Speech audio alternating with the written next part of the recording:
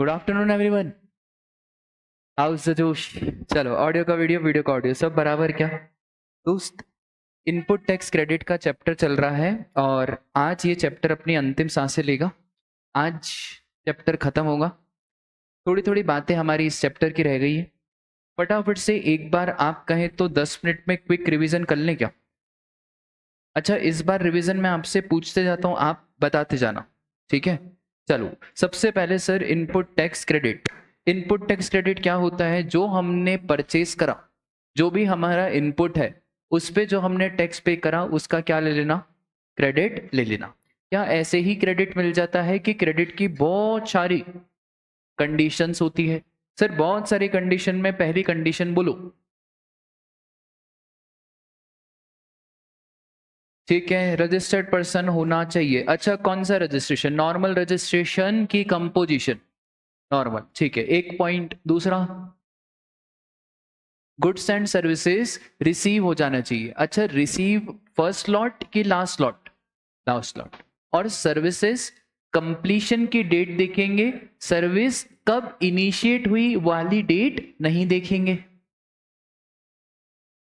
Tax invoice होना चाहिए। अच्छा, टैक्स इनवॉइस हो, डेबिट नोट हो, कोई भी एक ऐसा इनवॉइस हो जिसके अंदर बहुत सारी डिटेल लिखी हो। कौन कौन सी डिटेल लिखी हो? टैक्स चार्ज कितना है, अमाउंट ऑफ टैक्स कितना है, सीजीएसटी एसजीएसटी कितना है, प्लेस ऑफ सप्लाई क्या है, वैल्यू ऑफ सप्लाई क्या है। ठीक है, अब इधर वाला खेमा चुप हो जाओ और बताओ। बहुत बढ़िया, गवर्नमेंट को पेमेंट हो जाना चाहिए टैक्स का। अभिषेक, गवर्नमेंट को पेमेंट हो जाना चाहिए टैक्स का। सप्लायर के एंगल से बात करूं तो वो लास्ट डेट कौन सी है ना? और सितंबर में ही हमारा पेपर है, खैर छोड़ो।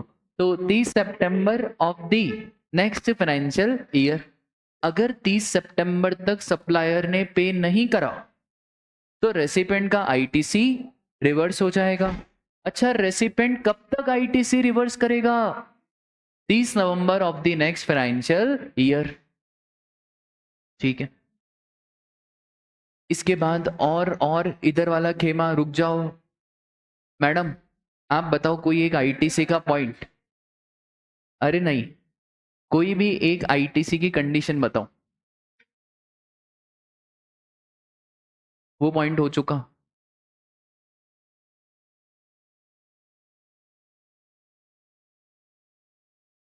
कोई भी कंडीशन बताओ। इन्होंने बहुत सारी कंडीशन बता दी। इन्होंने एक बता दी, रजिस्टर्ड पर्सन होना चाहिए, गुड सर्विसेज रिसीव हो जाने चाहिए, सप्लायर गवर्नमेंट को पेमेंट कर दे 30 September of next financial year तक। और कोई कंडीशन? वहीं खड़े हो तुम।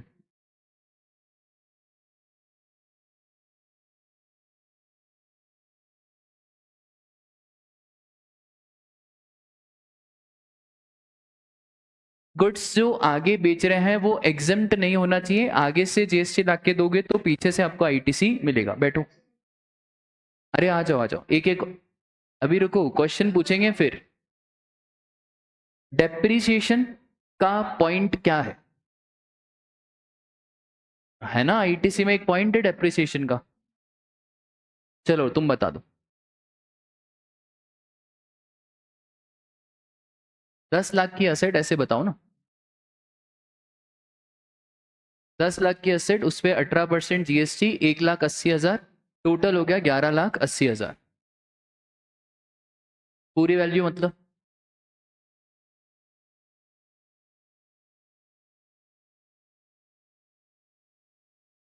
बैठ जाओ। बहुत बढ़िया। आज ही आ जाओ आ जाओ, अभी बैठना नहीं है। एक और पॉइंट कीर्तन तुमसे पूछ रहा हूं, अगर तुमने नहीं बताया तो वो बताएगा। रेसिपेंट सप्लायर को कितने दिन के अंदर अंदर पेमेंट कर दे? अगर 180 दिन कहां से?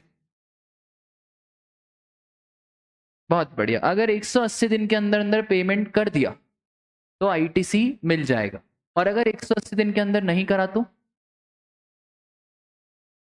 रेसिपेंट को आईटीसी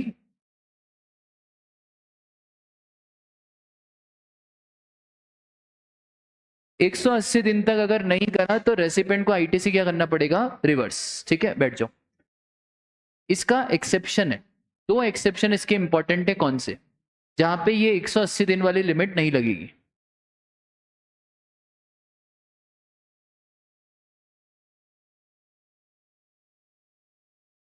चलो बाकी की क्लास, दो एक्सेप्शन है जहां पे ये 180 दिन वाली लिमिट, तीन है मतलब आरसीएम और शेड्यूल नंबर 1, और एक और है अगर सप्लायर की एक एडिशनल लाइबिलिटी है जो रेसिपिएंट ने चुका दी, कोई दिक्कत। अभी जंग बाकी है। लास्ट डेट आईटीसी की क्या है, सुनना ध्यान से, मैं ऑप्शन दे रहा हूं, 30 November of the next financial year और due date of filing annual return whichever is earlier. ये मैंने सही बोला कि गलत बोला, वापस से सुन लो। Last date to file ITC is 30th November of the next financial year और due date to file annual return whichever is earlier.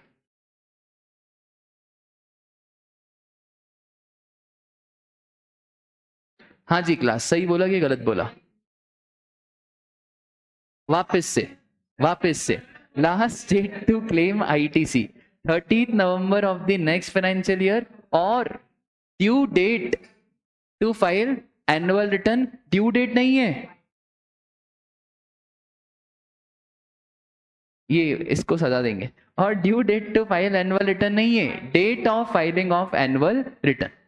अच्छा, ये जो तारीख है ना, ये कहां पे एप्लीकेबल नहीं है सर? ये जो 180 दिन वाला पॉइंट है ना, अगर हमने बाद में करा तो फिर ये वाली तारीख एप्लीकेबल नहीं है। अब सिंपल क्वेश्चन पूछ रहा हूं, हमने ब्लॉक्ड क्रेडिट के बारे में पढ़ा था, सेक्शन याद है 17 सबसेक्शन 5।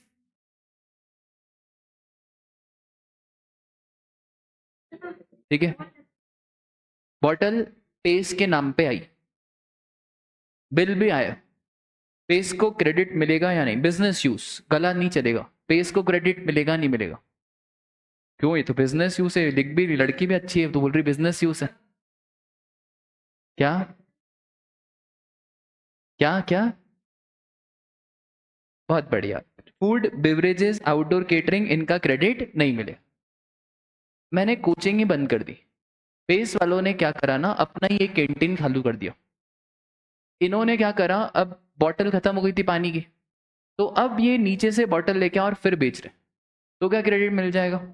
बहुत बढ़िया। दूसरा क्वेश्चन, एक और, पेस वालों ने सोचा यार क्यों ना सारे एम्प्लॉयज को थाईलैंड, बैंकॉक, सिंगापुर घुमाया जाए। ठीक है, ऐसा किसने सोचा? पेस वालों। पैसा पेस ने भरा, सब फ्लाइट की टिकट विकेट सब पेस ने, तो क्या पेस को क्रेडिट मिलेगा? नहीं। पर अगर institute of chartered accountants of India के एक्ट में ऐसा लिखें कि फैकल्टी को कंपलसरी साल भर में एक बार घुमाना है, फिर बैठ जाओ। नहीं मैडम अभी रुको आप, अरे अरे एक सवाल पूछेंगे, सवाल पूछेंगे, अभी अभी अभी अभी, अरे अभी, हाँ ठीक है बेटा, सोच समझ के बताना। ये जो है ना, ये ओम ट्रांसपोर्ट के पापा के पास बहुत पैसे, बहुत, मतलब अरबपति खरबपति और उसके भी आगे जो भी पति हैं वो सब ओम ट्रांसपोर्ट, बहुत पैसा, पैसा ही पैसा। ओम के पापा ने सोचा यार साइकिल तो नॉर्मल है, एक्टिवा भी नॉर्मल है, बिजनेस के लिए buy private jet, we should purchase what, private jet.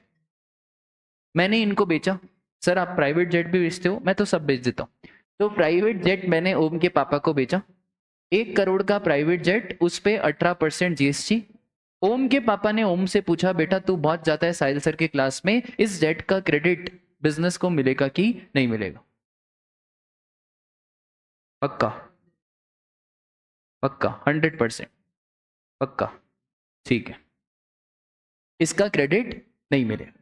अच्छा, ओम के पापा ने इसका रिपेयर मेंटेनेंस इंश्योरेंस कराया तो रिपेयर मेंटेनेंस इंश्योरेंस का भी क्रेडिट नहीं मिलेगा। ठीक है, ध्यान है आपको ये सारी चीजें? ठीक है, पेस वालों ने वर्क कॉन्ट्रैक्ट की सर्विसेज ली, सुनना ध्यान से, वर्क कॉन्ट्रैक्ट की सर्विसेज ली, ये खराब हो रहा था तो इसको रिपेयर करवाया। बच्चे ही ऐसे क्या कर सकते, तो रिपेयर करवाया। क्रेडिट मिलेगा कि नहीं मिलेगा? क्रेडिट मिल जाएगा, क्योंकि सर अब रिपेयर कराया और रिपेयर आइटम कैपिटलाइज नहीं होगा, वो हमारा प्रॉफिट एंड लॉस अकाउंट में जाएगा। पेस वालों की लालच खत्म नहीं हो रही। पेस वालों ने सोचा यार टेरिस पे भी क्लास लगाए, है ना, टेरिस पे भी क्या लगाएं, क्लास। सीए वाले बच्चों को 80 स्ट्रगल बताएं, ये एसी वेसी हटाएं और ऊपर क्या लगाएं, टेरिस। अब हमने वर्क कॉन्ट्रैक्ट की सर्विसेज वापस से ली है और अब हम टेरिस पे क्या बना रहे हैं, क्लास, और ये क्लास को हम कैपिटलाइज करेंगे हमारे बुक्स ऑफ अकाउंट्स में, तो भी क्रेडिट आपको मिलने वाला नहीं है। प्रेरक सर ने सोचा कि अपन एक काम करते हैं, इंडिविजुअली लेते हैं, लेबर अलग लेंगे, मटेरियल अलग देंगे। सर इंडिविजुअली लोगे तो भी आपको क्रेडिट नहीं मिलेगा। इतनी बात क्लियर है क्या? बहुत बढ़िया। सर अगर कोई फ्रॉड में टैक्स पे करा हो, गुड्स आपके जब्त हो गए हो, इन सब में जो भी टैक्स पे करा हो इसका भी क्रेडिट नहीं मिलेगा। एनआरटीपी के केस में, तो एनआरटीपी के केस में सिर्फ जो उसने इंपोर्ट करा ना, सिर्फ उसी का क्रेडिट मिलेगा, जो डोमेस्टिकली परचेज करा उसका क्रेडिट मिलने वाला नहीं है। ठीक है, बोलो इतनी बातें क्लियर है? फिर हमने और क्या देखा था आईटीसी में? हाँ सर, अगर पेस एजुकेयर प्राइवेट लिमिटेड के मन में दया आ गई और इन्होंने सोचा चलो अपन बच्चों को टॉफियां, कंबल, ब्लैंकेट, टी शर्ट, अरे हाँ, बच्चों को अपन क्या बांटते हैं, टी शर्ट। एडवर्टाइजमेंट भी हो जाएगी। हाँ, पेट्रोल पंप में टी शर्ट बांटेंगे। सर अब मुझे बताओ, ये टी शर्ट वाले भैया ने तो जीएसटी चार्ज करा है और पेस टी शर्ट बांट रहा है एज अ सीएसआर। क्रेडिट मिलेगा या नहीं मिलेगा? क्रेडिट नहीं मिलेगा। ठीक है, बहुत बढ़िया। और क्या पढ़ा था हमने? ऐसे सोचो। अरे हाँ सर, गाड़ी अगर हमारी 25 सीसी की हो तो क्रेडिट मिल जाएगा। अगर एग्जाम में साइकिल दे दे, ऐसा देगा तो नहीं वो, एग्जाम में दे दे, अगर साइकिल परचेस करी राज भैया के लिए पेस वालों ने, तो क्या क्रेडिट मिल जाएगा? हाँ सर, क्रेडिट मिल जाएगा। अच्छा, दो चीजें ऐसी थी जहां पे दिल तो नहीं दिया पर क्या दे दिया था, जान दे दी थी, है ना, एक तरफा प्यार। तो सर एक तो अगर कार का मैन्युफैक्चरर है और दूसरा है हमारा रिप इंश्योरेंस, तो इन दो केसेस में हम आपको क्रेडिट दे देंगे। ठीक है, ध्यान है। हाँ, ये सब बातें हमने देखी थी कि अगर आपका सब कॉन्ट्रैक्ट है तो भी हम आपको क्रेडिट दे देंगे। जैसे फूड बेवरेज, इसमें क्रेडिट तो नहीं है, पर अगर सब कॉन्ट्रैक्ट की सर्विस लिए तो आपको क्रेडिट मिल जाएगा। क्लियर? बहुत बढ़िया। सर कार, वेसल, एयरक्राफ्ट, इसमें हमने लीजिंग ऑफ कार का भी देखा था। लीजिंग ऑफ कार वार का भी आपको क्रेडिट नहीं मिलेगा।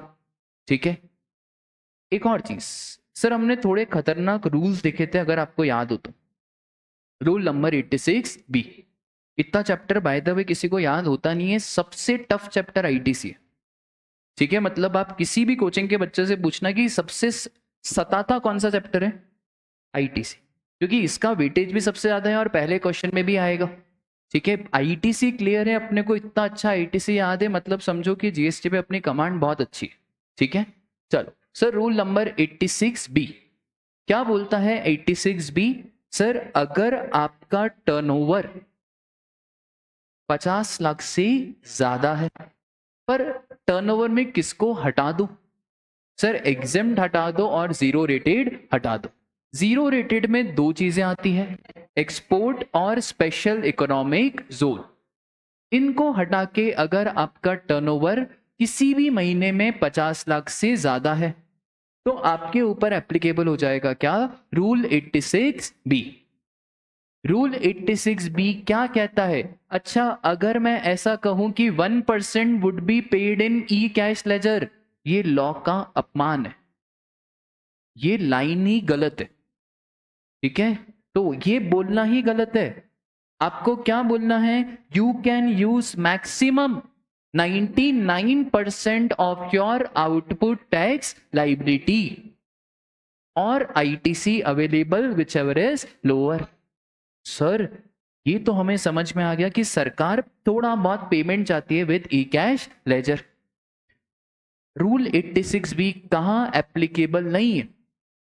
सर अगर आप अच्छे लोग हो, अच्छे लोग मतलब आपने पिछले पास्ट 2 फाइनेंशियल ईयर्स में 1 लाख से ज्यादा इनकम टैक्स पे करा है, वो भी सेक्शन 139 सब सेक्शन 1 की ड्यू डेट के अंदर अंदर, अगर आपको 1 लाख से ज्यादा का रिफंड मिला है, रिफंड सर सिर्फ पूरे जीएसटी में 2 ही केसेस में रिफंड मिलता है, एक एक्सपोर्ट और एक inverted duty rate structure. Sir ये इन्वर्टेड ड्यूटी रेट स्ट्रक्चर क्या होता है? जो पीछे से इनपुट आ रहा है उस पे जीएसटी का रेट ज्यादा है और जो हम बेच रहे हैं उस पे जीएसटी का रेट कम है, तो आईटीसी ज्यादा, आईटीसी ज्यादा, आउटपुट कम। तो सर फिर बाय डिफॉल्ट तो इतना सारा आईटीसी आपके पास पड़ा रह जाएगा और आप हनुमान जी की तरह क्या करोगे? तो इतना सारा आईटीसी अब आपके पास पड़ा रह जाएगा तो आप क्या,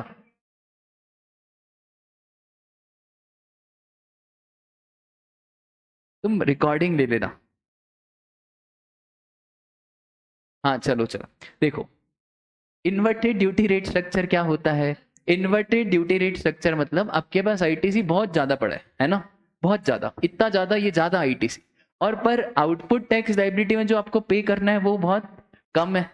अब इतना ज्यादा आईटीसी, मजबूत है यार, इतना ज्यादा आईटीसी और आउटपुट लायबिलिटी कम पे करना है, तो बाय डिफॉल्ट आईटीसी आपके पास बहुत ज्यादा बचा रहेगा। तो आप क्या हनुमान जी की तरह आईटीसी का क्या करोगे?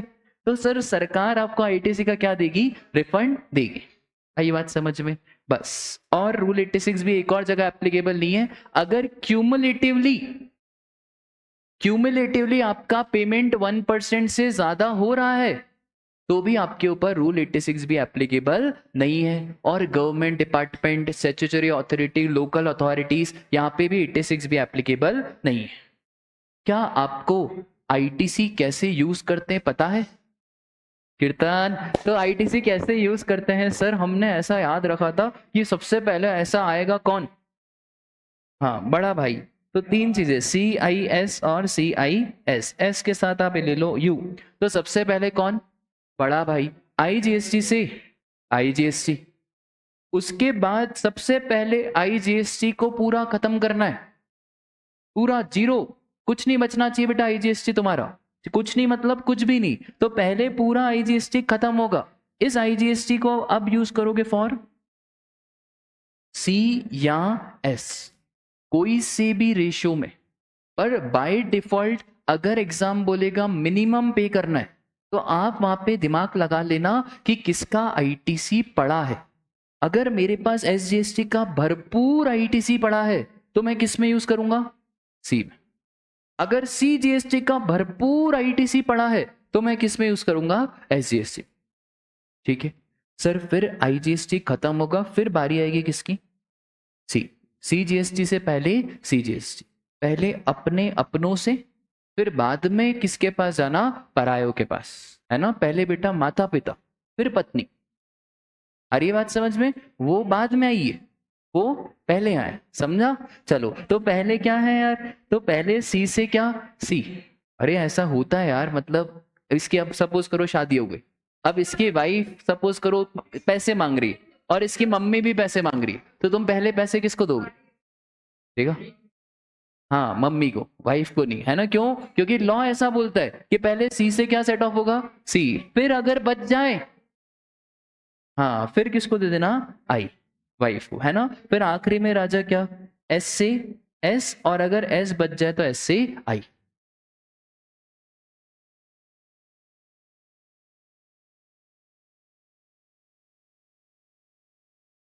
रुक जाओ, इनपुट आईजीएसटी 120 है, ठीक है, आउटपुट आईजीएसटी 100 है,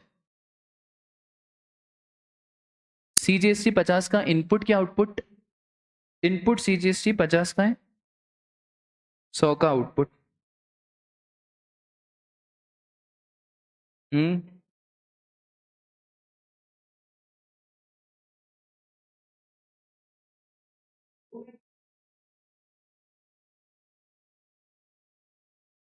ठीक है, 100 है, सबसे पहले 120 है, तो भाई 100 यूज कर लिया, अब मेरे पास बचा कितना? 20। अब 20 बचा है ना मेरे पास, तो इसमें भी यूज कर सकता है, पूरा 20 इसमें यूज कर सकता है, हाँ। क्या पूरा 20 इसमें यूज कर सकता है? हाँ। क्या तू 10 इसमें यूज कर सकता है? हाँ। क्या 10 इसमें यूज कर सकते हैं? हाँ। क्या 18 इसमें यूज कर सकते हैं? हाँ। क्या 2 इसमें यूज कर सकते हैं? हाँ। ऐसा सरकार ने कुछ बताया नहीं है, आप किसी में भी यूज कर सकते हो। वो अपन एक क्वेश्चन करेंगे ना जब, तो मैं आपको बताऊंगा कैसे क्या यूज करना है, ठीक है। मिनिमाइज का मतलब मैं इतना बोल रहा था कि हमें आखिरी में जो नेट पेमेंट है ना, वो कम से कम करनी है। जो नेट पेमेंट है वो कम से कम करनी। तो कभी कभार क्या होता है ना, मेरे पास देखो ध्यान से, जैसे ये तो 20 है, ठीक है।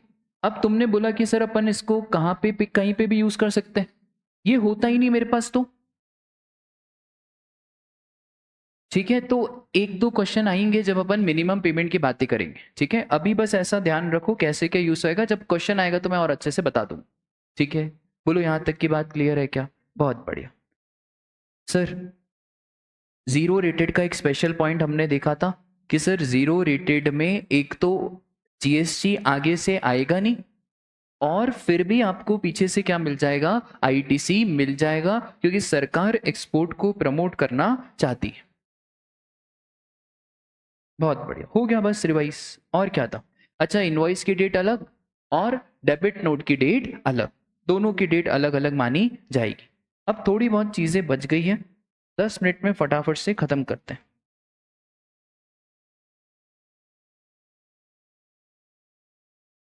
चलो, एक हमने पढ़ा था रूल नंबर 86B, बोलो याद है क्या? हाँ, एक और रूल है राजा, rule number 86A। Rule number 86A theoretical rule है,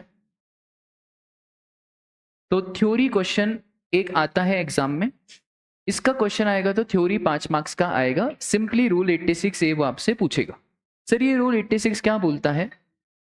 कमिश्नर, और वो भी छोटा मोटा कमिश्नर नहीं, असिस्टेंट कमिश्नर, असिस्टेंट कमिश्नर चाहे तो आपके आईटीसी को रिस्ट्रिक्ट कर सकता है, जो भी आपका आईटीसी पड़ा हुआ है उसको यूज करने के ऊपर रिस्ट्रिक्शन लगा सकता है। ऐसा कौन कर सकता है सर?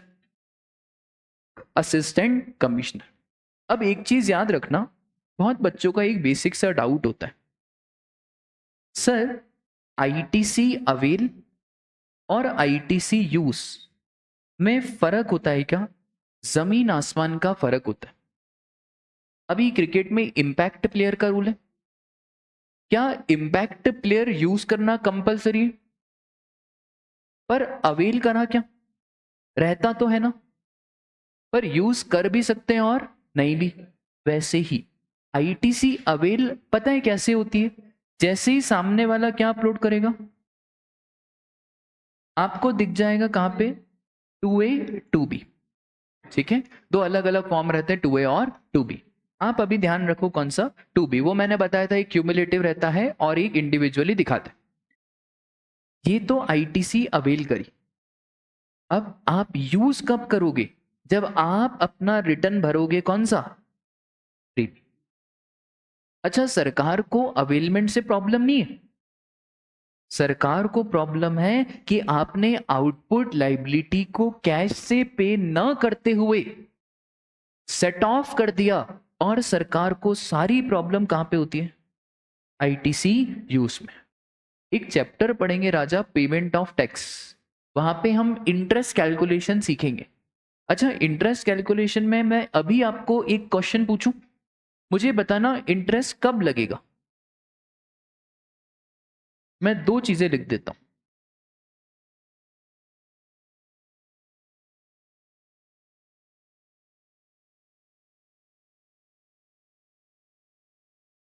तो दोनों केस में इंटरेस्ट कब लगेगा?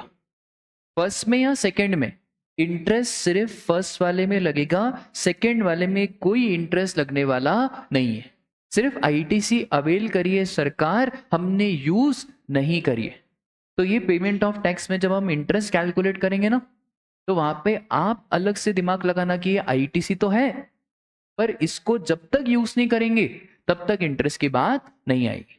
तो रूल नंबर 86 से किसकी बात करता है, अवेलमेंट की या यूटिलाइजेशन की? क्योंकि अवेलमेंट तो आपके हाथ में है ही नहीं। अवेलमेंट क्या करना, सामने वाला भरेगा, जीएसटी नंबर लिखेगा, हमको 2B में दिखेगा, आईटीसी अवेल हो गया। अब सर कहां कहां पे यूटिलाइजेशन का रिस्ट्रिक्शन है?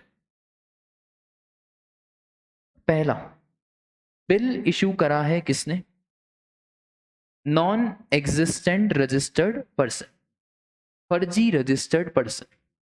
ऐसे बहुत सारे फर्जी रजिस्टर्ड नंबर हैं। जीएसटी में शुरू में आसानी से जीएसटी नंबर मिल रहा था, तो लोगों ने एक ही एंटिटी पे 5-5, 10-10 नंबर लिए, just to manipulate what, ITC. CA लोग भी इसमें बड़े बड़े फ्रॉड्स में इन्वॉल्व रहते हैं। आप खबरें पढ़ते रहना, 20 करोड़ का आईटीसी का फ्रॉड, 40 करोड़ का आईटीसी का फ्रॉड। ये फ्रॉड सब नॉर्मल फ्रॉड्स है। 100 करोड़ के भी फ्रॉड्स हुए हैं पास्ट में। सर ये फ्रॉड कर कैसे रहे लोग? फ्रॉड करना बहुत आसान है। सामने वाला रजिस्टर्ड पर्सन एग्जिस्ट ही नहीं करता, पर वो क्या बनाया जा रहा है, टैक्स इनवॉइस बनाया जा रहा है। अच्छा, ये सारे टैक्स इनवॉइस फर्जी हैं, क्योंकि गुड्स तो जा ही नहीं रहे, गुड्स का सप्लाई हो ही नहीं रहा। सिर्फ क्या बन रहा है, टैक्स इनवॉइस। सपोज करो भाई मेरी ये बॉटल की शॉप है, बिस्लरी की शॉप है। अभिषेक ने बोला कि सर मेरे को बिल चाहिए। अभिषेक मेरे से बॉटल खरीद नहीं रहा है, अभिषेक सिर्फ क्या मांग रहा है, बिल। बोला यार अभिषेक ये तो चीटिंग है। इसने बोला सर आपका भी फायदा होगा। मैंने बोला बताओ यार ये स्कीम तो बताओ क्या है। बोले सर देखो मैं आपको पूरी स्कीम समझाता हूँ, ठीक है। यहाँ पे है साहिल सर, और यहाँ पे कौन, अभिषेक। अभिषेक तुम्हारा पेमेंट आ रहा है बेटा, पता है कितना, आउटपुट टैक्स लाइबिलिटी तुमको 20,000 की पे करने को आ रही है। अब 20,000 पे करने के पास तुम्हारे पास आईटीसी होना चाहिए। अगर आईटीसी नहीं है तो तुम इसको किससे पे करोगे, ई कैश लेजर, बैंक अकाउंट से पे करोगे। तुम आए मेरे पास, तुमने बोला सर एक काम करो, आप बिल बनाओ, जीएसटीआर 1 में बिल बनाओ, 20,000 है। एक काम करो सर 18% का जीएसटी रेट लगता है ना, उल्टा गणित करो, उल्टा 20,000 डिवाइड बाय कितने का बिल बनाओ। सर आप बिल बनाओ 1,11,111, इसमें 18% जीएसटी लगाओ, कितना, तो टोटल हो जाएगा कितना, 1,31,111। मैंने बोला यार अभिषेक इससे होगा क्या? अभिषेक ने बोला देखो सर क्या फायदा होगा ना, ये जैसे ही जीएसटीआर 1 बनाया मुझे दिख जाएगा कहां पे, तो मैं जब पेमेंट करूंगा तो 20,000 का क्या ले लूंगा, तो मेरा नेट पेमेंट क्या हो गया, 0।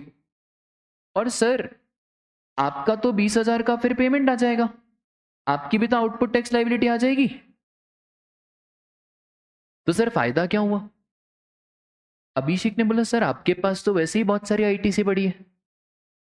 मतलब हाँ हाँ आईटीसी तो पड़ी है, अपना माल इतना बिका ही नहीं, पुराना स्टॉक बचा हुआ है। तो सर आप क्या करोगे उस आईटीसी का? मैंने बोला आगे माल बिकेगा तो यूज करेंगे। बोले सर वो मौका मैं आपको आज ही दे देता हूँ, आपके पास तो खूब क्या पड़ी है। मैंने बोला बहुत बढ़िया, अपन भी इसको क्या कर देंगे, यूज। मैंने बोला यार मजा नहीं आया, तुमको 20,000 का फायदा मिल गया। मैंने बोला सर 5,000 रुपये पकड़ो कैश, ठीक है, किसी को बताना मत ये ट्रांजैक्शन हुआ है। मैंने बोला अभिषेक ये बॉटल भिजवानी, सर कोई बॉटल नहीं भिजवानी, आप कितने पकड़ो, 5,000। ये मैंने पता है क्या करा, ये मैंने बिल बेचा। किसको बिल बेचा? अभिषेक। अभिषेक का क्या फायदा? अभिषेक के 2 फायदे, सिर्फ आईटीसी नहीं, इनकम टैक्स में अभिषेक ने परचेस का खर्चा भी बुक करा, है ना। और सर इनकम टैक्स में खर्चा बुक करने का प्रूफ लगता है? कोई प्रूफ नहीं लगता। मेरा रूममेट 40 लाख की उसकी सैलरी, मैंने बोला यार मेरे से भरवा रिटर्न, उसके मुंह के डायलॉग बोलता हूँ, बोले भाई सीए से रिटर्न भरवाएंगे तो सही भरेगा। मैं ये क्या बात हुई? बोले भाई 40 लाख की सैलरी है, बता कितना टैक्स भरता हूँ। मैंने बोला बढ़ता होगा 2-3 लाख। 0। मैं बोला भाई हमने इतने रिटर्न भरे हैं आर्टिकलशिप में, आज तक हमने ऐसा नहीं करा कि 40 लाख की सैलरी में 0। तो बोले देख सारे डिडक्शन ले ले, 80C 80D। मैंने बोला है ऐसे? उसने बोला प्रूफ मांग रहे क्या? प्रूफ तो मांगते ही नहीं है। तो वो क्या करता है, सारे डिडक्शन, सैलरी में 50,000 का, 80C में 1.5 लाख, 80D में 80G। अब उसमें तो पोर्टल है, अच्छा डिडक्शन का उसको डी भी नहीं मालूम है, बस उसको प्लस माइनस अच्छा आता है, तो बस डालते जा रहा है। अब उसको क्या हुआ ना, अब उसको नोटिस आया। अब मेरा फोन आया उसका, बोले यार साहिल वो नोटिस आया है, शो कॉस्ट नोटिस। मैं बोला काहे का? बोले वो इनकम टैक्स वाले प्रूफ मांग रहे हैं। मैं बोला देखा, बोला था कि 2-4 रुपए टैक्स बचाने के चक्कर में अब इनकम टैक्स ने मांगा है उससे, बताए क्या कि भाई वो 1.5 लाख की LIC की रिसीट दो। वो बोल रहा है रिसीट तो है ही नहीं है, कहाँ से दूं? क्योंकि जब हम रिटर्न भरते हैं ना, कोई प्रूफ डालने की जरूरत नहीं है। ये तो बाद में आया ना, पुराना टैक्स तो कर लिया हमने। तो दो फायदे हो गए। क्या फायदे हो गए अभिषेक तुमको? ITC का भी हुआ, और एक और क्या? हाँ पेनल्टी वेनल्टी तो फिर बहुत खतरनाक लगती है। आई बात समझ में? ये जब तक बढ़िया है जब तक पकड़ा नहीं जाए, जब पकड़ा जाएगा तब का तब देखेंगे। पहले तो इनफैक्ट क्या होता था ना, पकड़ा भी जाता था तो पहले करप्शन भी बहुत चलता था, आजकल बहुत कम हो गया, आजकल बहुत ना के बराबर हो गया।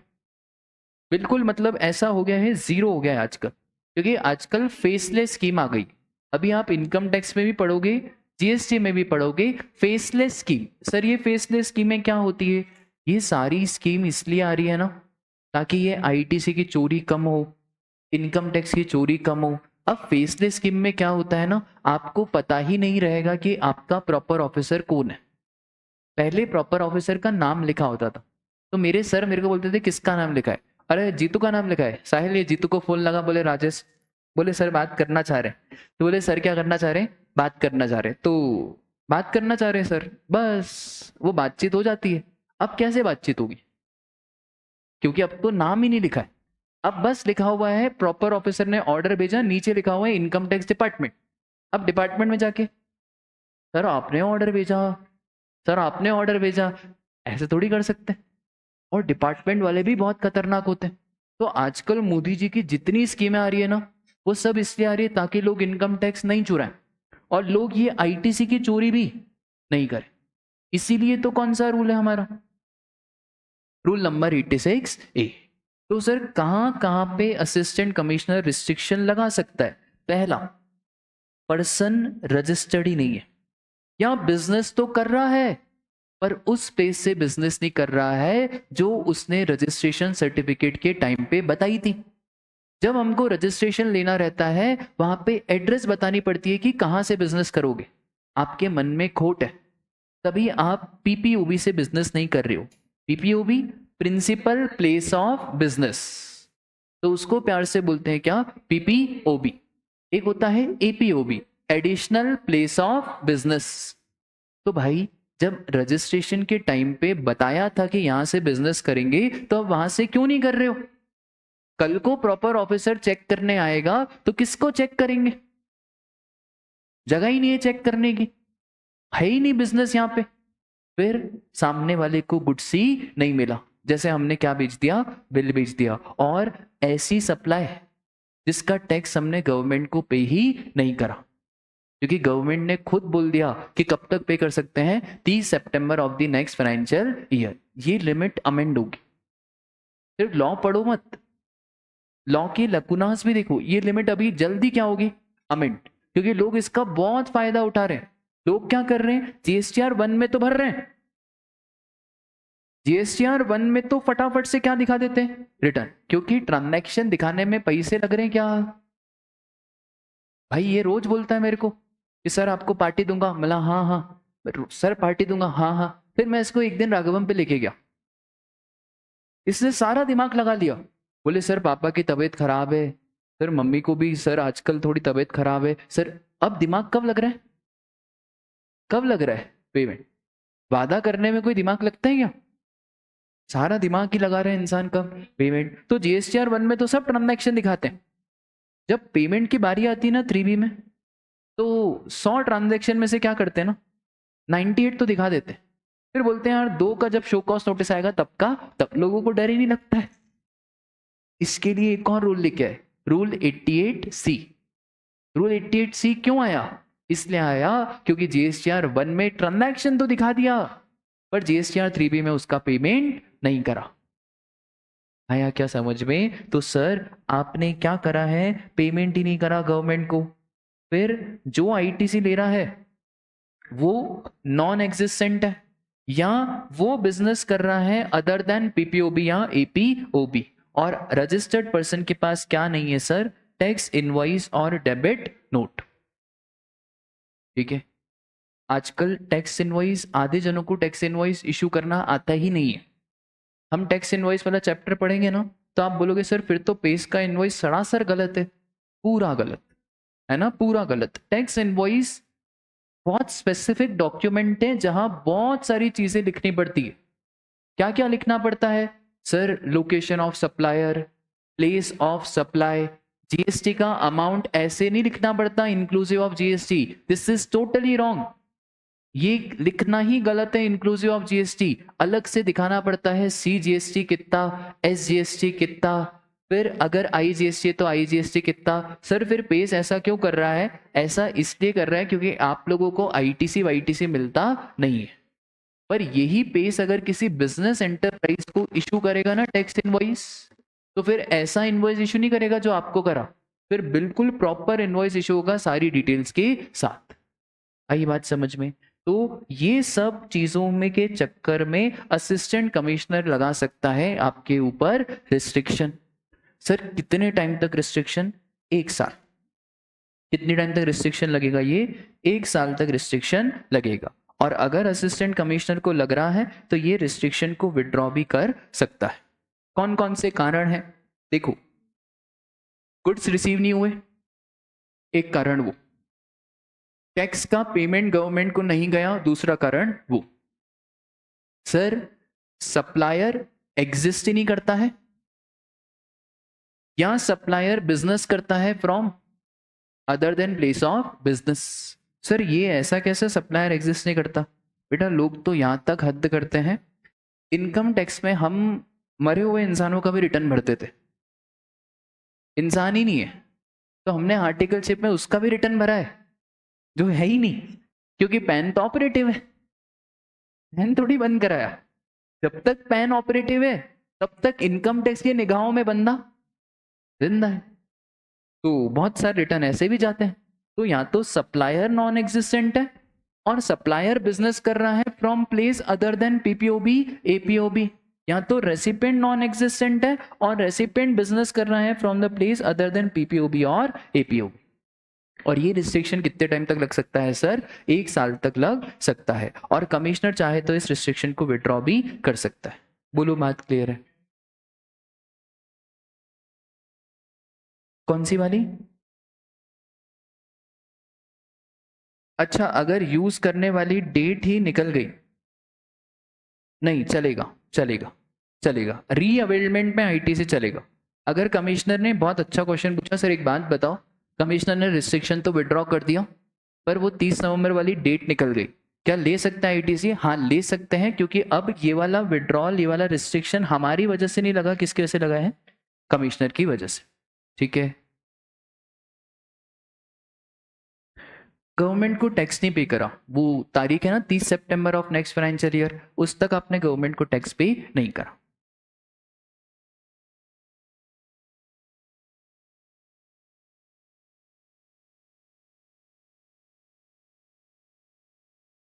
एक सिंपल सा पॉइंट, क्या सर हम हमारा ITC दूसरे बिजनेस को ट्रांसफर कर सकते हैं?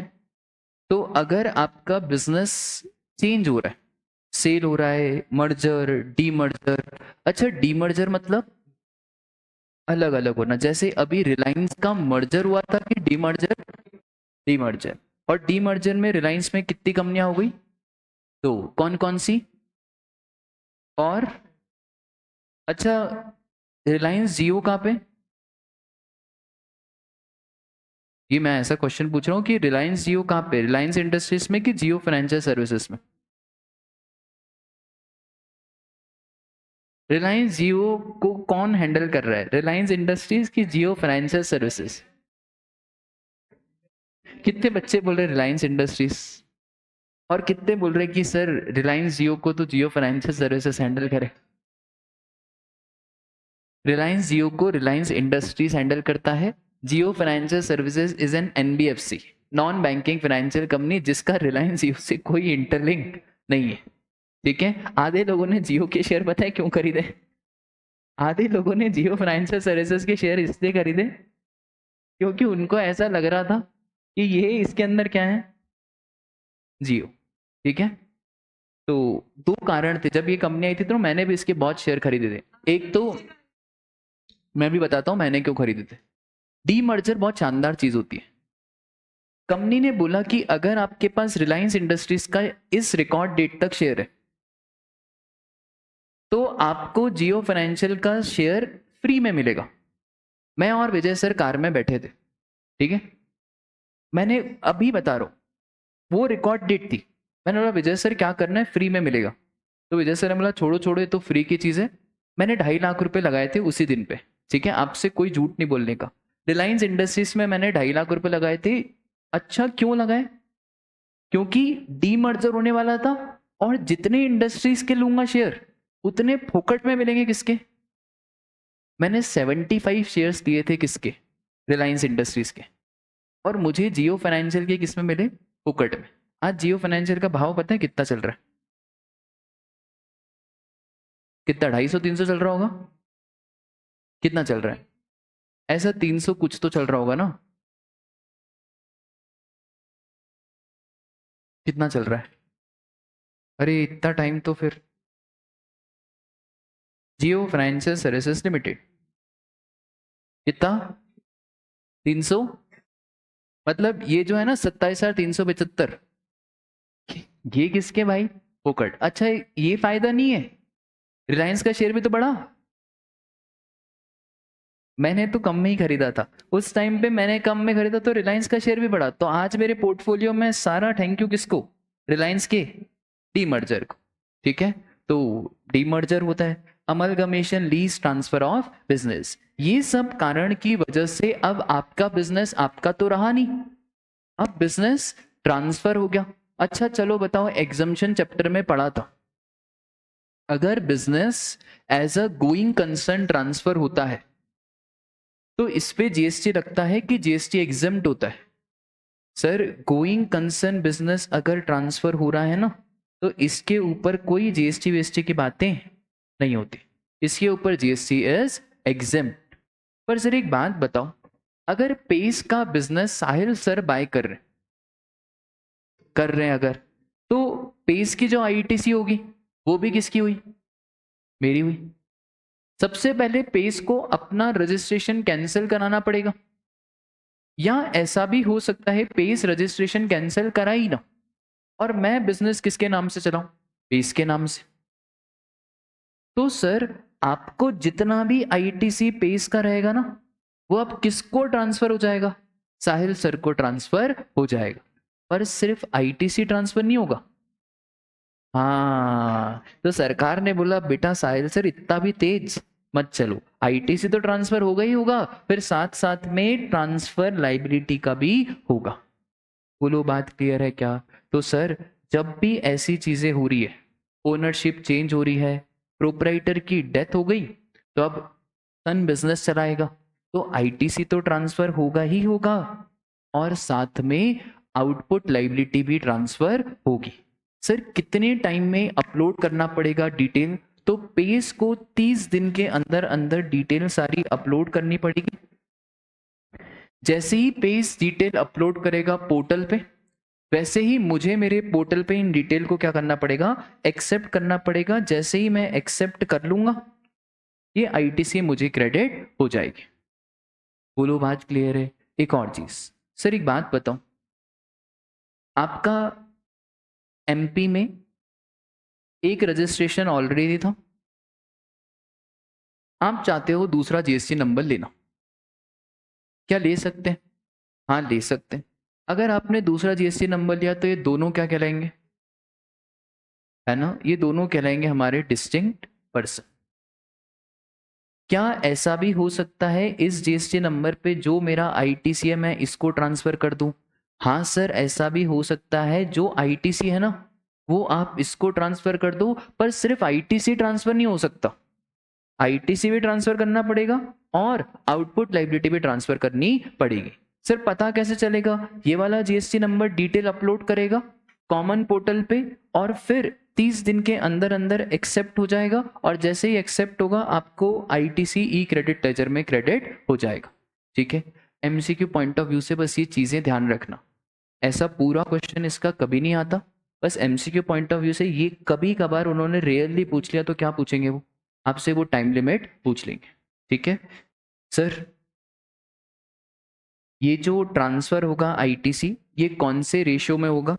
तो जो भी आपका वैल्यू ऑफ असेट्स का रेशियो है, जो जो असेट्स सामने वाली एक एंटिटी ने दूसरी एंटिटी को ट्रांसफर करी, उस वैल्यू ऑफ असेट्स के रेशियो में आपका आईटीसी ट्रांसफर हो जाएगा।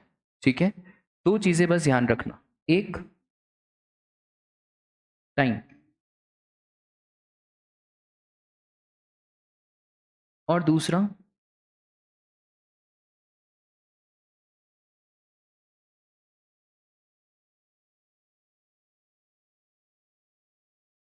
ठीक है, और इसका फिर ऐसा कुछ ज़्यादा ध्यान रखने की ज़रूरत नहीं है, ये सब अब ऐसे प्रोविज़न है इसमें से बहुत रेयर क्वेश्चंस आते हैं। ठीक है,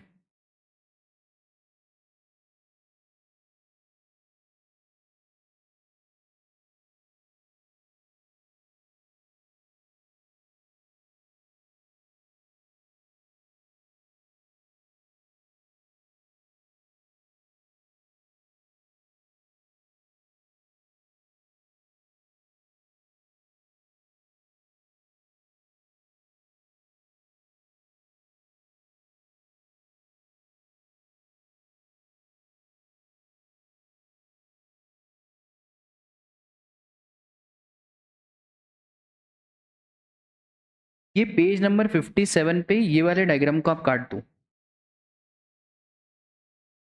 ये गिफ्ट और फ्री सैंपल्स।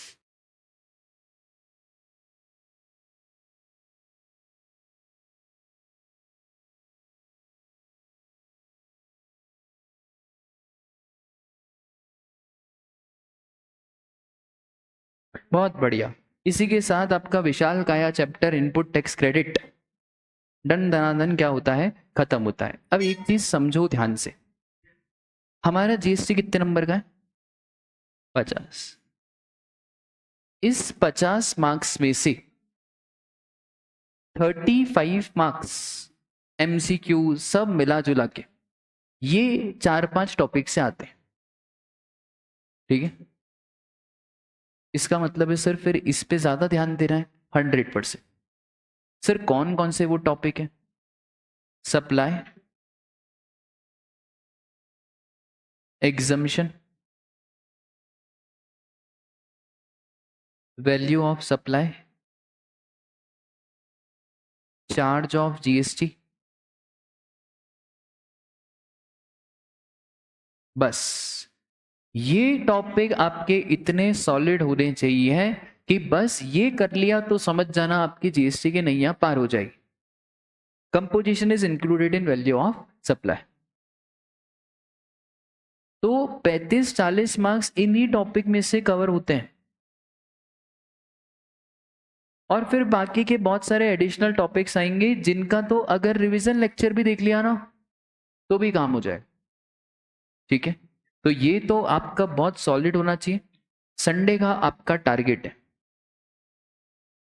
कल है ना संडे?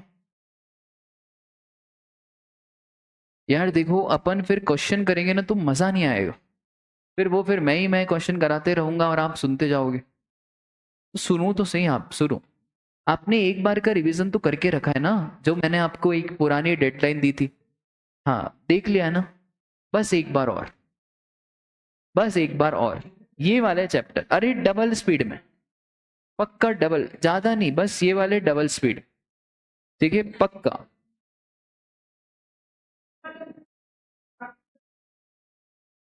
अरे चल जाएगी यार,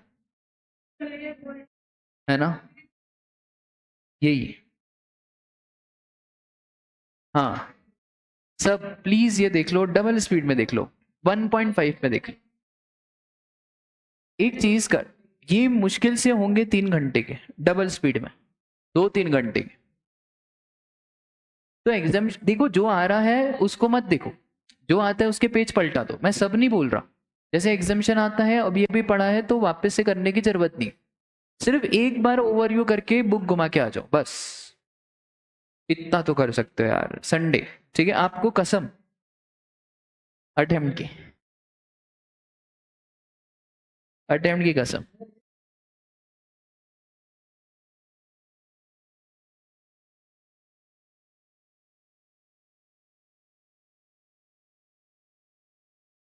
कसम अटेम्प्ट की है।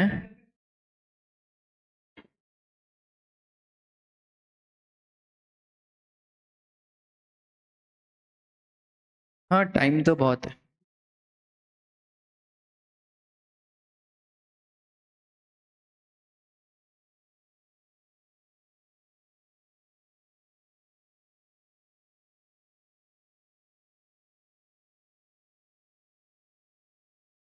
फटाफट से 5 मिनट का समय है, ये वाला क्वेश्चन आप रफ में निकालो, फटाफट से करो, देखिए आपको कितना पुराना याद है। एमटीपी का क्वेश्चन है ये, जल्दी से करो, थोड़ा सा जूम ये लो।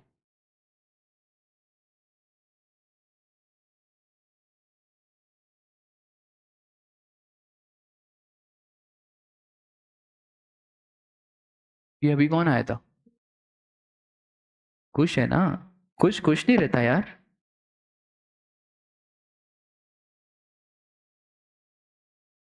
अच्छा एक चीज याद रखना, सुनो, आरसीएम की liability compulsory e cash ledger से पे होती है और उसका आप आईटीसी ले सकते हो, ठीक है।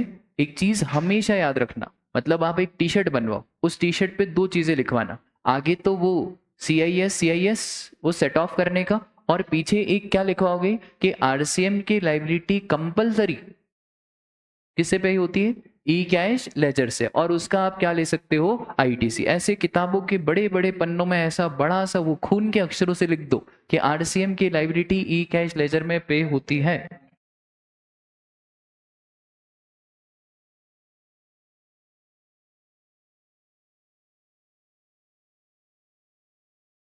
मैं ही कराऊं फिर क्वेश्चन तो अब यार,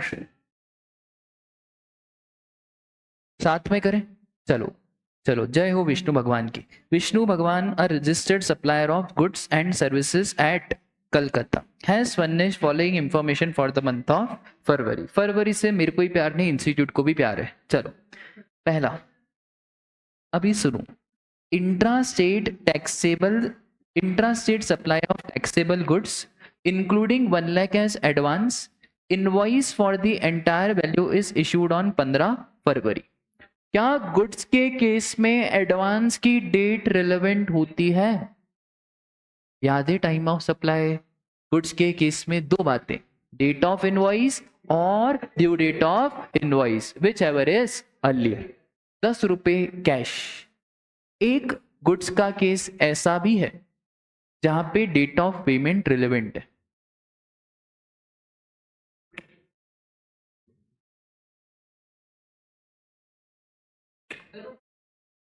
एक गुड्स का केस ऐसा भी है जहां पे डेट ऑफ पेमेंट रिलेवेंट है। बहुत बढ़िया। स्पेसिफाइड एक्शनेबल क्लेम के केस में date of invoice, due date of invoice और date of payment whichever is earlier, ठीक है। तो भाई कब कब जीएसटी लगेगा राजा? सर क्या लगेगा, सी जीएसटी एस जीएसटी ऐसा कुछ कहा तो है नहीं। अच्छा इंट्रा स्टेट क्या हो गया साहिल?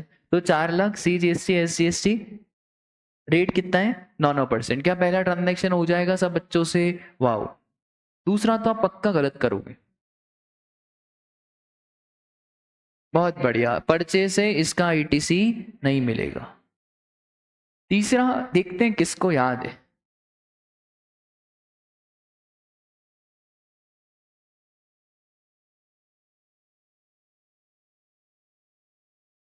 अच्छा सिला दिया तूने मेरे प्यार का, अच्छा सिला दिया तूने मेरे प्यार का। यार क्या लिखा है? एग्जम्पशन वाले चैप्टर में चिल्ला चिल्ला के बताया था, pure labour contract of of of of of of of. पर क्या है ना सर, वो इतना याद नहीं होता है और हम भावनाओं में बह जाते हैं क्वेश्चन की, है ना बेटा? क्वेश्चन क्वेश्चन ही ऐसा है। रिप क्या लिखा है रे? रिपेयर, एग्जाम या टैक्सेबल। अब ये गलत तो आगे का आंसर गलत। अच्छा फाइनल में पता है क्या हुआ? मेरे से भी गलती हो गई, मैं आपको क्या बोलूं, मेरी आंखों से निकल जाता है। फाइनल का मैं पेपर रिव्यू बना रहा था, मैंने भी ये देखा, उसमें ही लिखा था bye the way of labour contractor, ठीक है, फॉर कमर्शियल यूनिट। मेरा ध्यान ही नहीं गया कि क्या लिखा हुआ है कमर्शियल यूनिट। फिर बच्चे तो ऐसे तेज रहते हैं, सर वो कमर्शियल है कमर्शियल है कमर्शियल ना, हाँ भाई। फिर मैंने पेपर देखा, मैंने बोला वो भाई कौन सी यूनिट है? कमर्शियल। वो आंखों का धोखा पता है क्यों होता है? उनका लिखने का स्टाइल ही ऐसा है, ऐसा स्टाइल है ना उनका शानदार से कि आपको दिखे ही नहीं। वो ऐसा बोल्ड थोड़ी करेंगे। तो वो क्या लिखा है भैया? देखो आधे बच्चों ने, सब ने ही गलती करी। पढ़ा इन्होंने, इनको याद है सर ने बताया प्योर लेबर कॉन्ट्रैक्टर, पर तुमने नहीं पढ़ा क्या? अच्छा मजे की बात, पूरा लाइन वैसा ही, single residential units otherwise than as a part of, ठीक है। तो दिस इज व्हाट, अरे आईटीसी की बात कहां से हो रही है? अभी तो हम सिर्फ दो चीजें निकाल रहे हैं, आउटपुट लाइबिलिटी और आईटीसी। तो ये आईटीसी वाली बात थोड़ी, ये तो किस में आएगा? Output liability. सामने वाले को आईटी से मिलेगा, अब सामने वाले ने कंडीशन पूरी करी तो मिलेगा, हमें अभी सामने वाले से कोई लेना देना नहीं है, ठीक है। चौथा ट्रांजैक्शन फटाफट से बोल दो यार। कोई आईटी से मिलने वाला नहीं है, हमने ऑलरेडी देखा, ये ब्लॉक्ड क्रेडिट में कवर होता है। बहुत बढ़िया। जीटीए रिसीव्ड फ्रॉम जीटीए 12%, दो ऑप्शन होते हैं किसी को ध्यान हो तो, 5% पे आरसीएम, 12% पे एफसीएम। क्या आपको आईटीसी पे मिल जाएगा? हाँ जी आईटीसी भी मिल जाएगा, आरसीएम नहीं है। क्या नहीं? ये आरसीएम है ही नहीं, ये आरसीएम है ही नहीं। 5% है क्या? नहीं, ठीक है। 6 वाला आ जाओ, interstate services provided by the way of training in,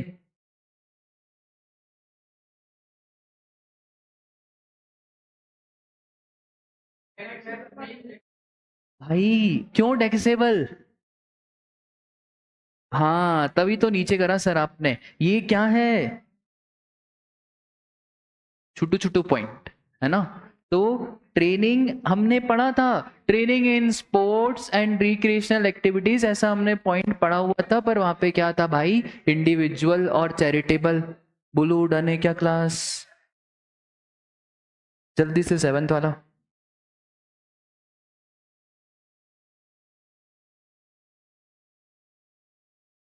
taxable और एग्जिम्ट, है ना? कहाँ पे करा बेटा? आउटसाइड, पर आउटसाइड की जगह इनसाइड लिखा रहता तो एग्जेम्प्ट क्या होता? Exempt.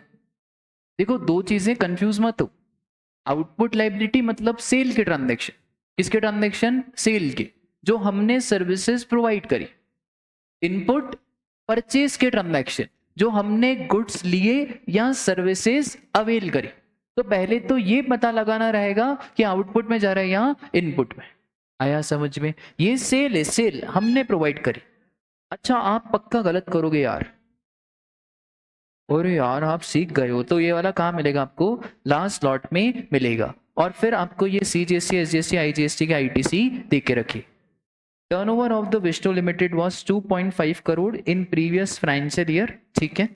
Compute the minimum GST payable for the month of February. मेरी मानो तो घर से इसको करो, कल अपन इसको करेंगे। अच्छा यहाँ पे एक पॉइंट है, मैं अभी बता देता हूँ क्या। दिमाग लगाना कि कैसे आईटीसी को यूज करें। आप जब बैठो तो घर में ऐसे बैठना कि वी आर चार्टेड अकाउंटेंट्स, हमें हमारे क्लाइंट के पैसे बचाने। क्या भेजना यार, डाउनलोड कर लो अभी एमटीपी। ठीक है, रुक जाओ 2 मिनट, फिर अभी खींच लो फोटो।